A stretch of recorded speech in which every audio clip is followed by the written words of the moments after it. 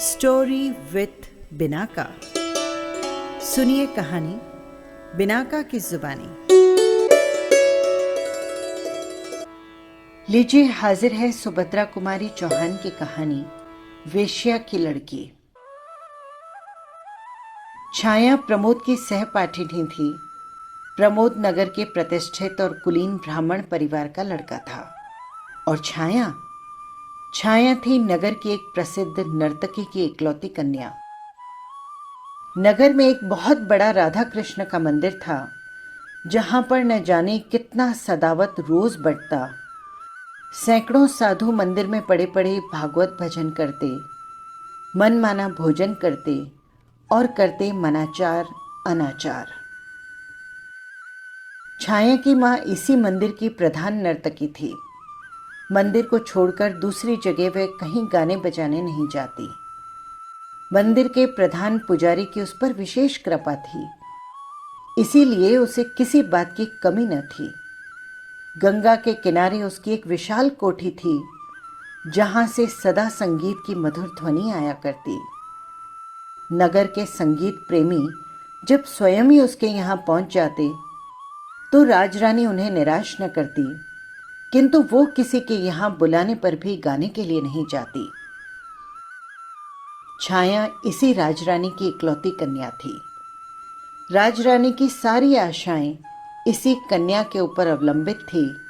पढ़ाई की ओर छाया की अधिक रुचि देखकर राजरानी ने उसे स्कूल में भर्ती करवा दिया।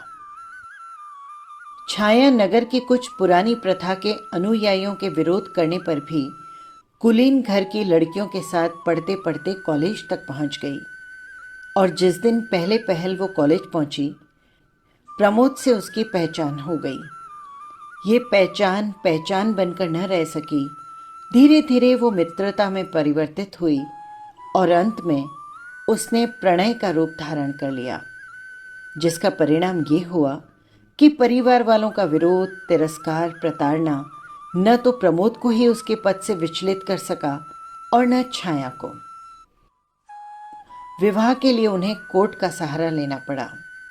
कोर्ट में रजिस्ट्री होने के बाद आर्य समाज में उनका विवाह वैदिक रीति से संपन्न हुआ। विवाह को साक्षी देकर दोनों पति पत्नी के पवित्र बंधन में बंध गए। बचपन से ही कुलीन घर की लड़कियों के साथ मिलते जुलते रहने के कारण उनके रीति रिवाजों को देखते देखते छाया के हृदय में एक कुलवधू का जीवन बिताने की प्रबल उत्कंठा जागृत हो उठी। प्रमोद के साथ विवाह सूत्र में बंधकर छाया ने उसी सुख का अनुभव किया। वो एक कुलवधू की तरह ही प्रमोद के इशारों पर नाचना चाहती थी। प्रमोद के नहा लेने पर अपने हाथ से वो उसके कपड़े धोती। अभ्यस्त न होने पर भी दोनों समय प्रमोद के लिए वो अपने हाथों से भोजन बनाती और थाली परोसने के बाद जब तक प्रमोद भोजन करते वो उन्हें पंखा जला करती। प्रमोद के भोजन कर लेने के बाद उनकी झूठी थाली में भोजन करने में वो एक अकथनीय सुख का अनुभव करती। इसके पहले इस प्रकार काम करने का उसके जीवन में कभी अवसर न आया था, किंतु धीरे धीरे उसने अपने आप को ऐसा अभ्यस्त कर लिया कि उसे कोई काम करने में कठिनाई न पड़ती। राजरानी को पुत्री की परिस्थितियों का पता लगता ही रहता था।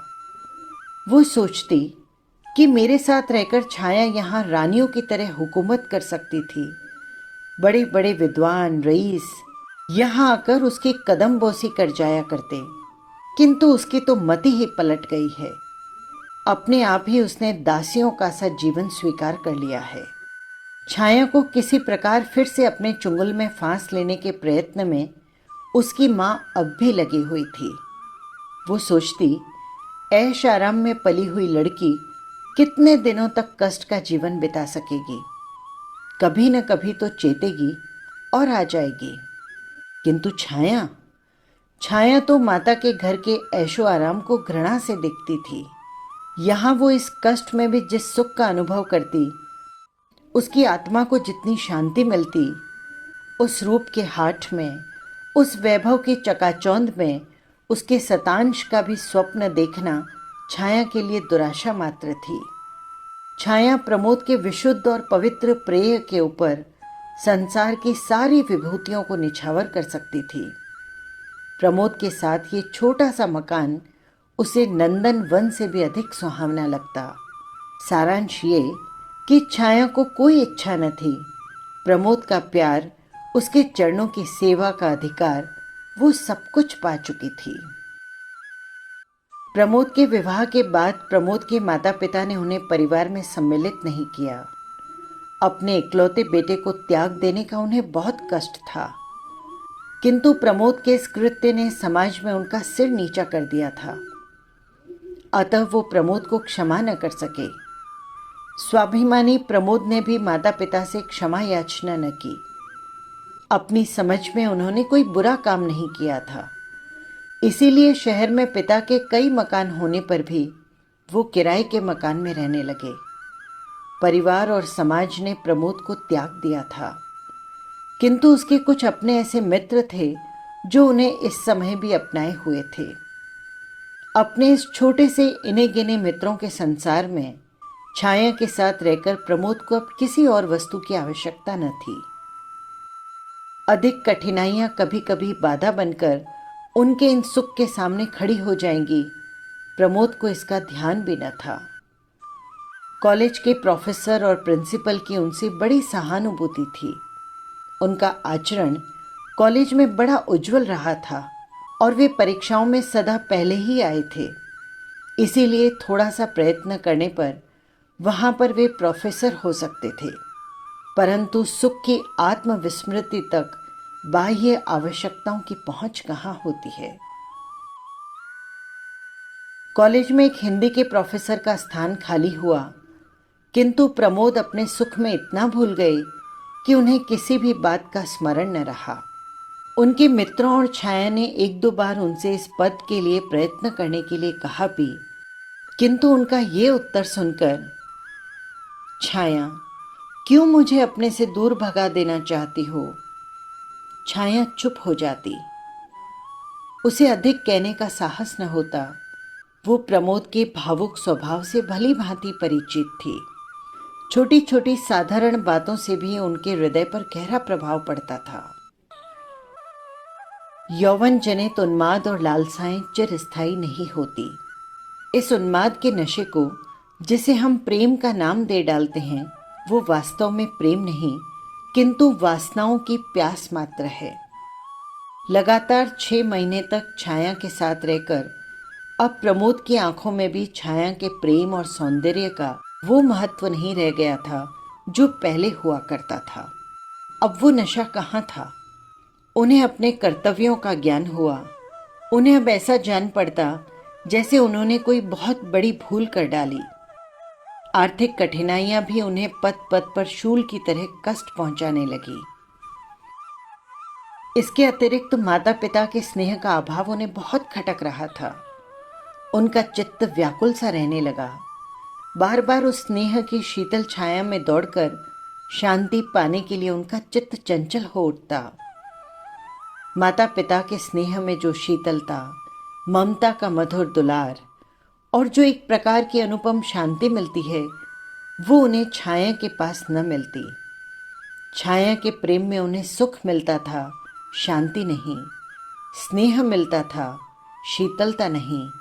आनंद मिलता था, पर तृप्ति नहीं।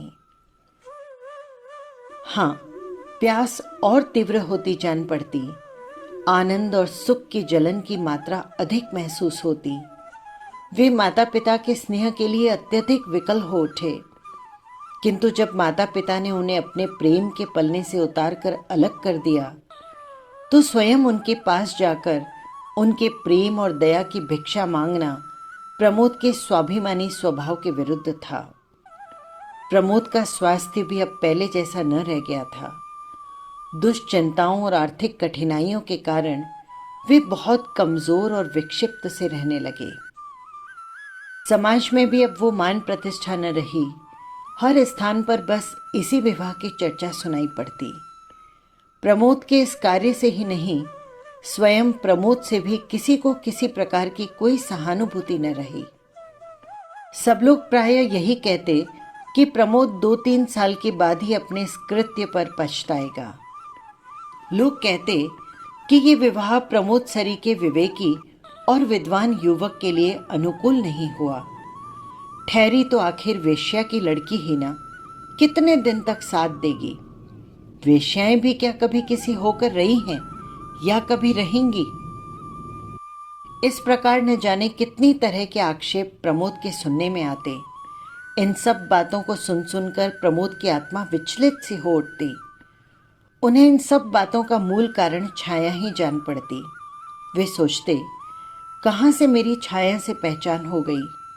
न उससे मेरी पहचान होती, न विपत्तियों का समूह इस प्रकार मुझ पर टूट पड़ता। वे अब छाया से कुछ खिंचे खिंचे से रहने लगे। उनके प्रेम में अपने आप शिथिलता आने लगी। छाया का मूल्य उनकी आंखों में घटने लगा। पर प्रमोद स्वयं ये सब न चाहते थे। छाया में वेश्या की लड़की होने के अतिरिक्त और कोई अवगुण न था। वे विवश थे, लेकिन हृदय के ऊपर किसका वश चलता है। वे अपने व्यवहार से स्वयं ही कभी कभी दुखी हो जाते, फिर वही भूल करते। कभी कभी औरों के सामने भी छाया से वो ऐसा व्यवहार कर बैठते जो अनुचित कहा जा सकता था। छाया सुख की छाया में ही पलकर बड़ी हुई थी।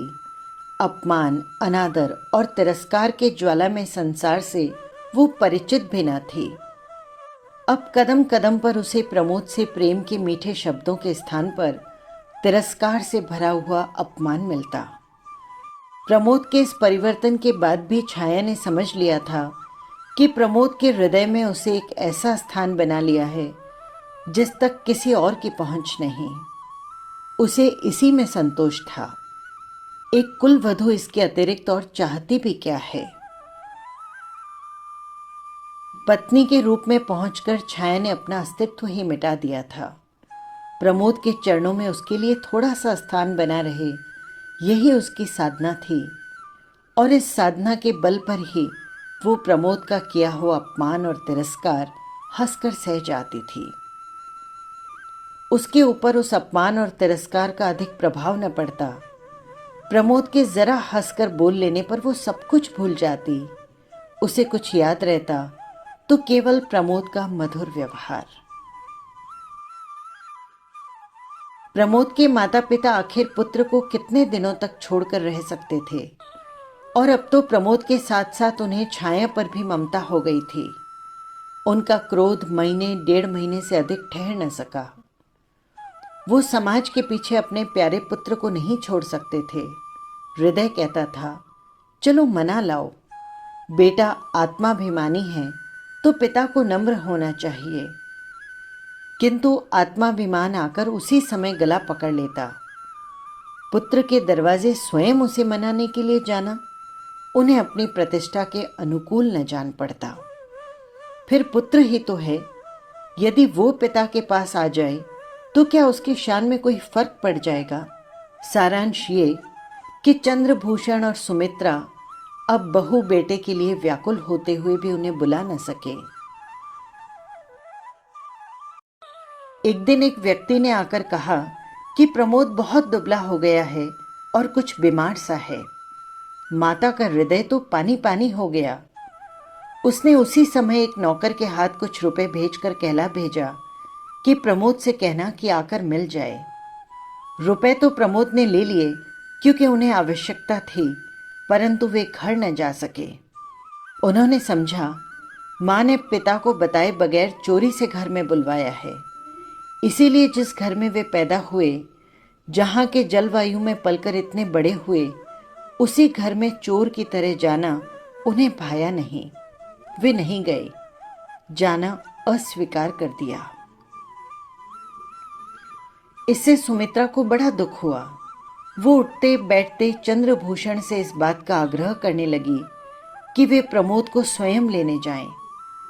उसे मनाने में उसकी प्रतिष्ठा कम नहीं होगी। दशरथ ने बेटे के लिए प्राण दे दिए थे, यहाँ तो जरा से सम्मान की ही बात है।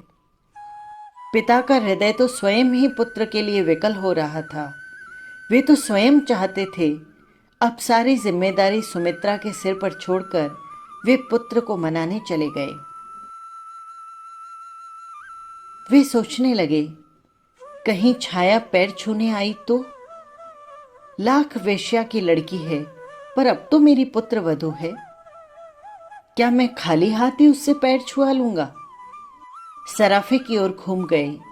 वहां एक जोड़ी जड़ाऊ कंगन खरीदे और जेब में रखकर 10 कदम भी न चले कि सामने से प्रमोद आते हुए दिखाई दिए।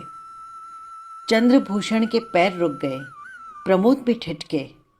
झुककर उन्होंने पिता के पैर छू लिए। चंद्रभूषण की आंखों से गंगा जमुना बह निकली। प्रमोद के भी आंसू न रुक सके। दोनों कुछ देर तक इसी प्रकार आंसू बहाते रहे। कोई बातचीत न हुई।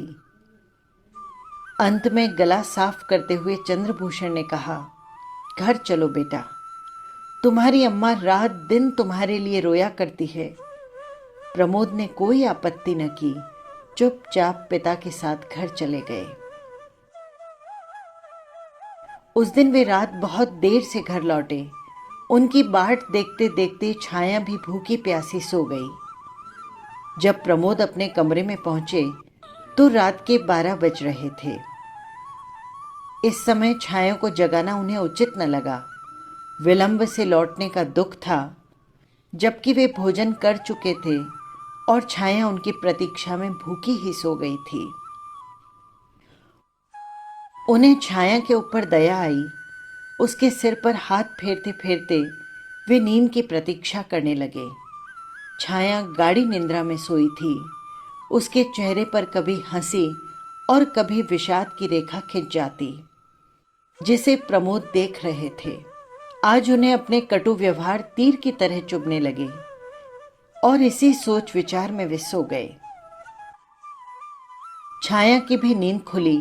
घड़ी की ओर देखा, 1:30 बज रहे हैं। पास ही प्रमोद सुख की नींद ले रहे थे। वो बड़ी व्याकुल हुई। उसने अपने आप को न जाने कितना धिक्कारा। ऐसी नींद भी भला किस काम की? वे आए और भूखे सो रहे हैं और ये निगोड़ी आंखें ही न खुली। ये सदा के लिए बंद तो नहीं हुई थी ना? कभी न कभी तो खुलने के लिए ही तो मुंदी थी, फिर समय पर क्यों न खुली? इसी प्रकार अनेक विचार उसके मस्तिष्क में आते और उसे विकल करने लगते। छाया फिर सो न सकी। बाकी पूरी रात उसने करवट बदलते बदलते ही बिताई। सवेरे उठकर प्रमोद का कोट टटोला। उसकी जंजीर ज्यों की त्यों पड़ी थी। दूसरी जेब में 25 रुपए भी थे। जंजीर बेची भी नहीं, गिरवी भी नहीं रखी, फिर ये रुपए कहाँ से आए? प्रयत्न करने पर भी छाया इस उलझन को सुलझा न सकी।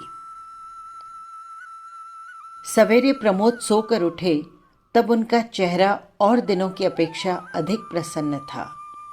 उठने पर उन्होंने छाया से पिता की मुलाकात, उनके घर जाने की बात और वहाँ के सब लोगों के व्यवहार और बर्ताव सभी बतलाए।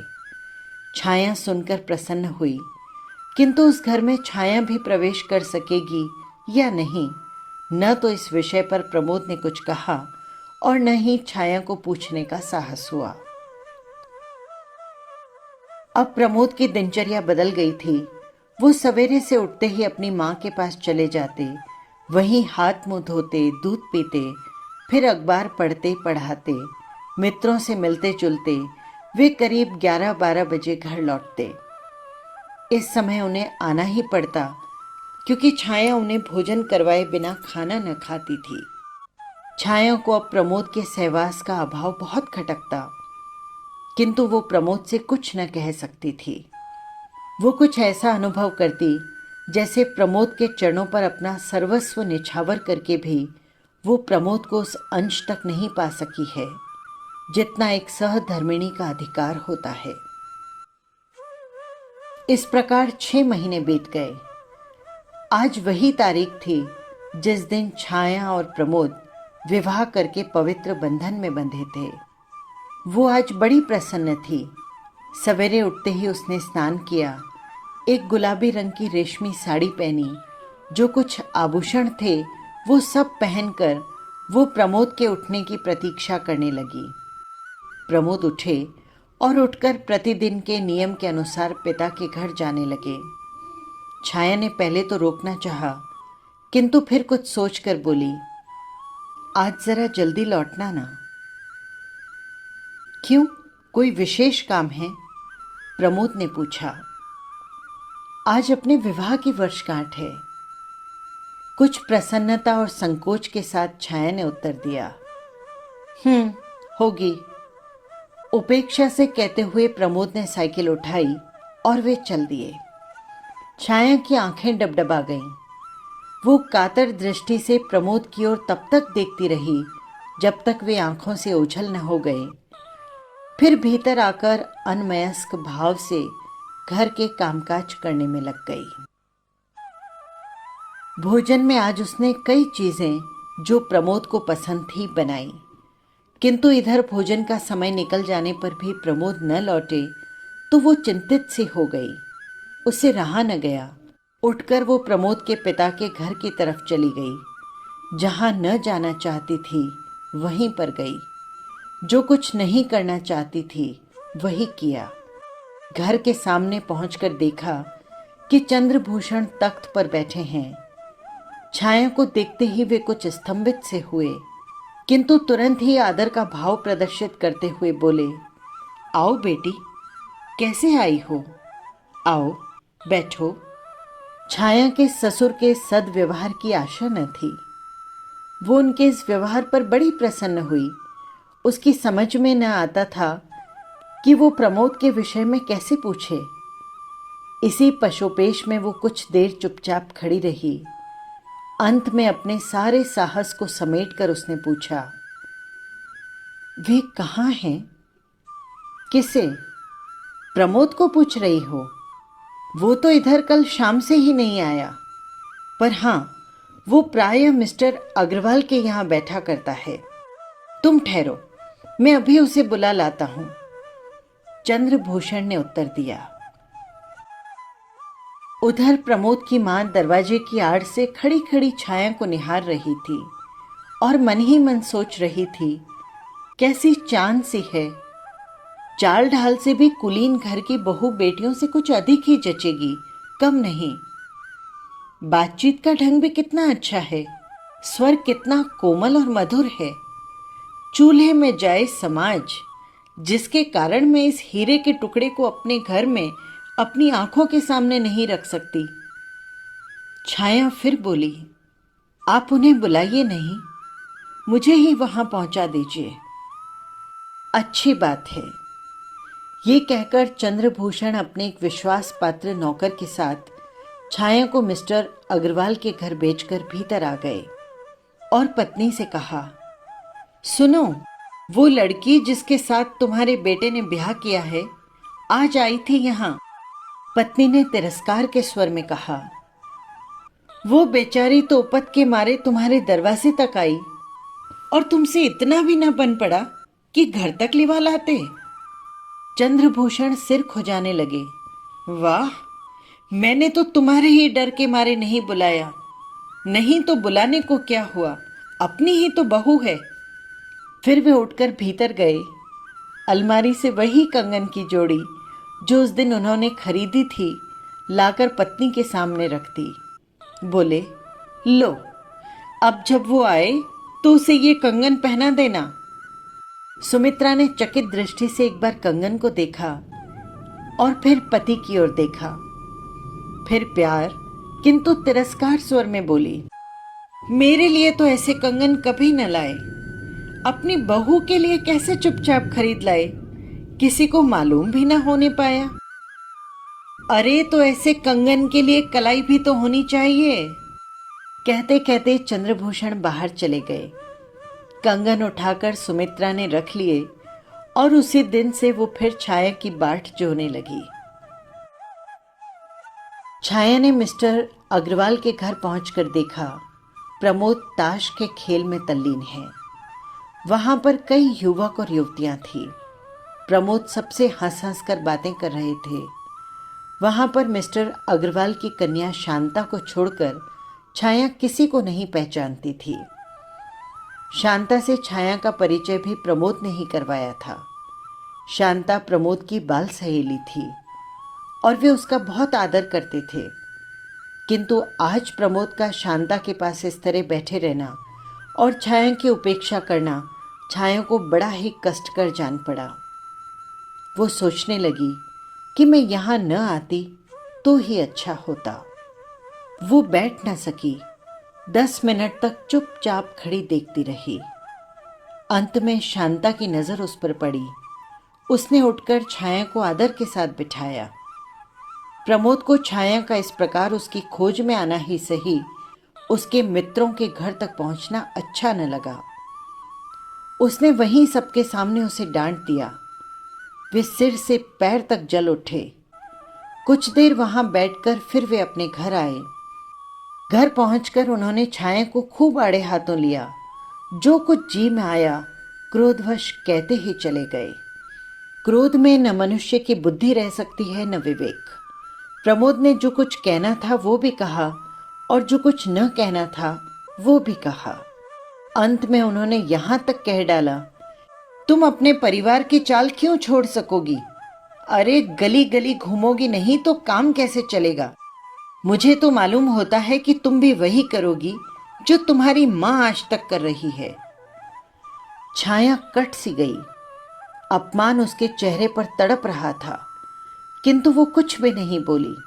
वो जानती थी कि कुछ बोलकर अपना अहित छोड़कर वो हित नहीं कर सकेगी। अंत तक अपने इस कार्य के लिए वो विनम्र भाव से प्रमोद से क्षमा मांगती रही और इस बात का आश्वासन देती रही कि उससे ऐसी भूल कभी न होगी। किंतु प्रमोद अपने को शांत न कर सके। वे उन्मत्त की तरह कभी टहलते और कभी चुपचाप लेट जाते। अंत में कुछ देर तक इधर उधर टहलकर वे छाया से बोले, छाया, मैं तो मिस्टर अग्रवाल के घर जा रहा हूं। वहां मुझे कुछ शांति मिलती है। शांता के पास पहुंचकर एक प्रकार की सुख और शीतलता का अनुभव करता हूं। वहां मैं सारी दुश्चिंताओं से क्षण भर के लिए अपने आप को मुक्त पाता हूं। वहां मैं जितना अधिक रहूं, मुझे रहने दिया करो। तुम्हारे पास मुझे सिवा ग्लानि और क्षोभ के कुछ नहीं मिलता।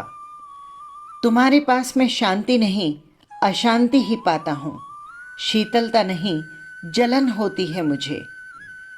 और ये सच है छाया कि अब मैं तुमसे घृणा करने लगा हूं। तुम्हारी मां के घर की दासी का आना जाना मैं संदेह की दृष्टि से देखता हूं। मुझे तुम्हारे ऊपर विश्वास नहीं रह गया है। अब तुम मेरे पीछे मत पड़ो। मैं तुम्हें स्वतंत्र किए देता हूं।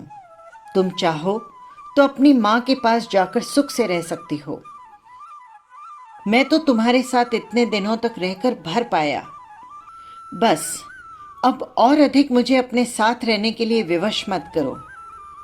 रोने धोने का मुझ पर कोई असर न होगा। जहां मैं थोड़ी शांति पाता हूं वहां मुझे जाने दो। कहते कहते प्रमोद वहां से चले गए। छाया वहीं धरती पर लौटकर फूट फूट कर रोने लगी। आज उसे मालूम हुआ कि वो कितनी असहाय, कितनी विवश और कितनी दुर्बल है। संसार उसे शून्य सा होता जान पड़ा। उसे ऐसा लगता था जैसे उसका सर्वस्व कोई बरबस ही उससे छीने लिए जाता है। वो चीख पड़ी और रोते रोते बेहोश हो गई। पड़ोस की कुछ स्त्रियों ने आकर उसके मुंह पर पानी के छींटे दिए। छाया उठ बैठी। उस दिन वो भोजन न कर सकी। इस प्रकार विवाह की पहली वर्षगांठ संपन्न हुई। प्रमोद बहुत रात गए घर लौटे। छाया तब तक सोई न थी। वो अब भी रो रही थी। छाया की अवस्था पर प्रमोद को दया आ गई। उन्हीं की ओर से इस संग्राम की संधि का प्रस्ताव पेश हुआ। सुलह हुई। दोनों ने साथ भोजन किया। रात अच्छी कटी, किंतु सवेरे से फिर वही रफ्तार बेढंगी जो पहले थी सो अब भी है, आरंभ हो गई। प्रमोद फिर कुछ तेज बातें कह के चल पड़े और छाया रोती रह गई। राजरानी अपनी पुत्री की दुरावस्था के विषय में प्रतिदिन सुना करती। उसने फिर अंतिम शस्त्र फेंका। दासी से कहला भेजा, अभी भी कुछ बिगड़ा नहीं है। छाया चाहे तो आकर मेरे साथ सुख से रह सकती है। ये इतनी बड़ी कोठी और लाखों की संपत्ति उसी की है। वो इतना कष्ट क्यों झेल रही है? अभी उसकी माँ तो जीवित है, इतना तो वो सोचे। छाया ने उसके उत्तर में माँ को कहला भेजा, मेरी नसों में सीता और सावित्री का खून दौड़ रहा है। मैं आर्य महिला हूँ। मैं अपने पति के चरणों को छोड़कर कहीं नहीं जा सकती। सीता और सावित्री का महान आदर्श मुझसे ये कहता है कि पति ही मेरा परमेश्वर है। पति को छोड़कर स्त्री की कोई दूसरी जगह गति नहीं हो सकती। उनसे कहना, मेरी माँ तो मर चुकी है, मैं उन्हें अपनी माँ नहीं समझती। मेरी माँ होती तो मेरी ही तरह पवित्र जीवन बिताती। इस उत्तर से राजरानी के स्वाभिमान को धक्का लगा। उसने सोचा, अभी और ठोकरें खाने के बाद उसकी अक्ल ठिकाने आ जाएगी और तब वो अपने आप ही चली आएगी। जैसे ही दासी घर के बाहर निकली, प्रमोद ने घर में प्रवेश किया। वो सिर से पैर तक जल उठा। घर के अंदर आते ही उन्होंने बेकसूर छाया पर सारा क्रोध उतार दिया। छाया के हर छोटे छोटे कार्य को भी वे अब संदेह की दृष्टि से देख रहे थे। उन्हें उसके ऊपर अब विश्वास नहीं रह गया था। उसकी हर एक भाव भंगिमा में उन्हें कुछ छल और कुछ धोखा दिखाई देने लगा। उन्होंने दासी के आने का कारण पूछा और छाया के सच कह देने पर भी वे विश्वास न कर सके। क्रोध में उन्मत्त से होकर क्रोध के साथ बोले, छाया, तुम जाओ यहाँ से, जाओ और अपनी माँ के साथ रहो। मेरा पिंड छोड़ दो। तुम्हारे साथ रहने से मुझे कष्ट होता है और कुछ नहीं। मैं तो तुम्हें छोड़ नहीं सकता। तुम अपने आप अपनी माँ के पास चली जाओ तो मेरे ऊपर किसी तरह की जिम्मेदारी नहीं रहेगी। मेरा कहना मानो और मुझे इस बंधन से मुक्त कर दो। छाया, तुम भी सुख से रहोगी और मैं भी सुख से रहूंगा। छाया ये बातें चुपचाप सुनती रही। उसकी आंखों से आंसू बह रहे थे। उसने हिचकियों के साथ प्रमोद से कहा, प्रमोद, तुम बंधन से मुक्त होना चाहते हो तो मैं तुम्हें कर दूंगी। व्यंग और उपेक्षा की हंसी के साथ प्रमोद ने कहा, हाँ, यही मैं चाहता हूं छाया, मुझे बंधन से मुक्त कर दो। जिस दिन तुम मेरी इतनी सी बात मान लोगी, मुझे बड़ी शांति मिलेगी। शाम को घर लौटकर प्रमोद ने देखा, छाया अपने जीवन की अंतिम सांसें ले रही थी। उसकी आंखें कदाचित एक बार प्रमोद को देख लेने की प्रतीक्षा में खुली थी। प्रमोद के आते ही एक हिचकी के साथ उसकी आंखें सदा के लिए बंद हो गई। प्रमोद पागलों की तरह छाया की लाश पर गिर पड़े। आज भी प्रमोद नन्ही सी पोटली जिसमें छाया का चित्र और उसका अंतिम पत्र है, बड़ी सावधानी से हृदय से लगाए हुए नगर के सुनसान स्थानों में या खंडरों में देखे जाते हैं। वे न कभी किसी से बोलते हैं, न कभी किसी की बात का उत्तर देते हैं। हाँ, अपने आप ही वे कभी कभी एक विचित्र प्रकार की आवाज में कुछ कहते हैं जिसको बस वे ही समझते हैं, दूसरा कोई समझ नहीं पाता। बस यही थी कहानी। यदि आपको कहानी पसंद आई हो तो कमेंट बॉक्स में ज़रूर लिखें। फिर मिलेंगे किसी नई कहानी के साथ। नमस्कार।